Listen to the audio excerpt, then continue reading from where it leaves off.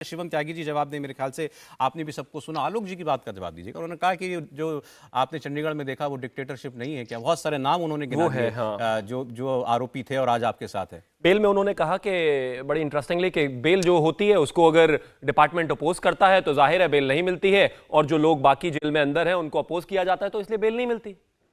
राहुल गांधी और सोनिया गांधी के समय में भी इस डिपार्टमेंट ने तो अपोज किया ही होगा ना, लेकिन उनके तथ्यों में कहीं ना कहीं आधार था, बेल लायक ग्राउंड था तो उनको बेल मिली हुई है। आज जिस तरीके से वो हेरल्ड वाले विषय में बेल पर है, अपोज तो वहां पर भी किया गया होगा। इसके अलावा अगर मैं बात करूं तो तेजस्वी वाले विषय में भी कहीं ना कहीं ईडी तो लगातार या फिर सीबीआई तो लगातार इन चीजों को कर रही होगी, लेकिन बावजूद उसके वो अभी जेल में नहीं है। यानी कि कोर्ट के सामने डिपार्टमेंट बेशक अपोज करता हो, बावजूद उसके अगर काफी आधार है एक व्यक्ति को बाहर रखने के लिए तो बाहर रखे गए हैं। इन्होंने एक और चीज कही, कोई मामला ही नहीं है हेरल्ड वाला। 50 लाख रुपए देके 90 करोड़ का एजेएल का कर्ज माफ करके 2000 करोड़ रुपए की प्रॉपर्टी अंदर कर ली आपने, और आप कहते हैं कि आपके हिसाब से कोई विषय ही नहीं है। और छोड़ दीजिए विषय नहीं है तो 2011-12 में ऑस्कर फर्नांडिस, सोनिया गांधी, राहुल गांधी तीनों कोर्ट गए थे, हाई कोर्ट में। हाई कोर्ट में जाकर उन्होंने कहा था कि ये जो टैक्स के विषय में हम पर दोबारा से केस खोलने का काम किया जा रहा है, इसको बंद किया जाना चाहिए, खारिज किया जाना चाहिए।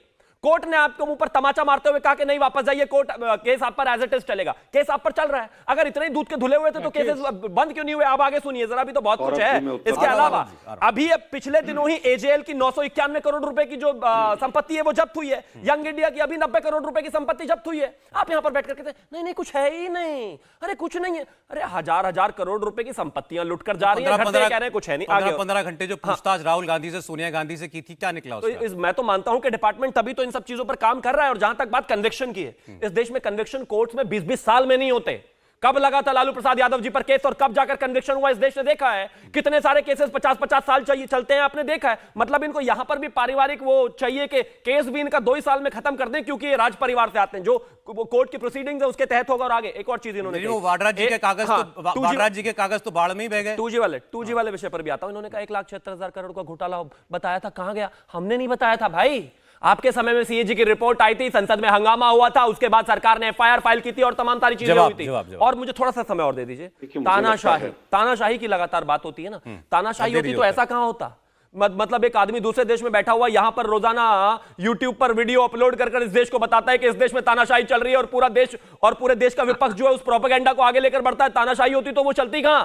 तानाशाही होती तो जिस तरीके से रोजाना इस देश के प्रधानमंत्री को और इस देश के प्रधानमंत्री को और इस देश के धर्म को गाली दी जाती है, वो होता कहां? तानाशाही होती तो तमाम तरह के लोग हैं जो दिन रात गाली देते हैं। वैसी तो कोई तानाशाही। आलोक शर्मा जवाब देंगे। आलोक शर्मा जी। देखिए, मुझे लगता है कि तेज बोलने से कुछ नहीं होता है। आप धीरे बोल के समझा दीजिए। जो ट्विटर है, जिसको एक्स कहा जाता है, उसने अभी 4 दिन पहले ही सरकार के मुंह पे तमाचा मारा है। तमाचे की भाषा शायद ज्यादा बीजेपी के प्रवक्ता समझते हैं। क्या कहा है उन्होंने कि हमें ये कहा गया है कि आप इनको कंटेंट को डिलीट कीजिए और उस पर पेनल्टी लगाइए। हम लेटर तो नहीं दिखा सकते, आप छोड़ दीजिए कौन किसके मुंह पर तमाचा मार रहा है। 2019 में रॉबर्ट वाड्रा के पास ईडी गई थी, याद होगा। मैं नहीं बोलूंगा, फरवरी में एजेएल, यंग इंडिया, हेरल्ड सब गायब हो गया। सब पे बोलेंगे, बोलिए। अरे इतना नाराज काहे हो गए? बॉसेस पर आरोप लग गए तो नाराज हो गए। अच्छा सुनिए ना बात, उंगली दिखा के डरा रहे हैं। एक सेकंड, अभी तो डिक्टेटरशिप थी। शिवम जी प्लीज। आलोक जी बोलिए। डिक्टेटरशिप का एक एग्जाम्पल जीता जागता ये भी है कि जिस तरह की अभद्र भाषा का उपयोग देश के प्रधानमंत्री करते हैं, आज भी कांग्रेस से इतना खौफ खाते हैं पंडित नेहरू से। वापस आता हूं, तेजस्वी का 8,000 करोड़ का मॉल था। इस हिंदुस्तान के पूरे मीडिया ने ब्रेकिंग न्यूज चलाई थी। वो मिल गया होगा शायद ईडी को कि वो गुड़गांव में 8,000 करोड़ का मॉल कहाँ है। 2019 में रॉबर्ट वाड्रा जी की पेशी हुई थी, याद होगा। उत्तर प्रदेश से प्रियंका गांधी जी गई थी जयपुर। 2019 से 24 आ गया, 5 साल हो गए। क्या उस पर हुआ और क्या नहीं हुआ? उनकी जमीनों के जो बीकानेर के मैटर थे उसमें सरकार फंसी पड़ी है, और सरकार किसकी थी? वसुंधरा राजे की। नेशनल हेराल्ड में 12 साल लग गए जांच शुरू करने में। आप प्रॉपर्टी अटैच कर सकते हैं किसी की भी, किसी का केस चल रहा है, कोई प्रॉपर्टी जब्त नहीं हुई है। गलत शब्दों का इस्तेमाल नहीं करें आप। वो नेशनल हेराल्ड की बिल्डिंग में आज भी नेशनल हेराल्ड के ऑफिस चल रहे हैं। जब्त करना और अटैच करने में दोनों में फर्क है, लेकिन मोदी साहब ने सबको अनपढ़ बना दिया है। वापस आता हूं मैं।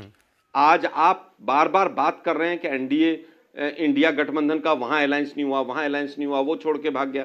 अरे भाई, इंडिया गठबंधन जो है वो तो अलायंस दिन पे दिन कर रहा है। एनडीए के कितने अलायंस हो गए? बिहार के मेरे मित्र बैठे हुए हैं, वो बता दें कितने अलायंस हो गए आप लोग, लेकिन वो बता नहीं पाएंगे।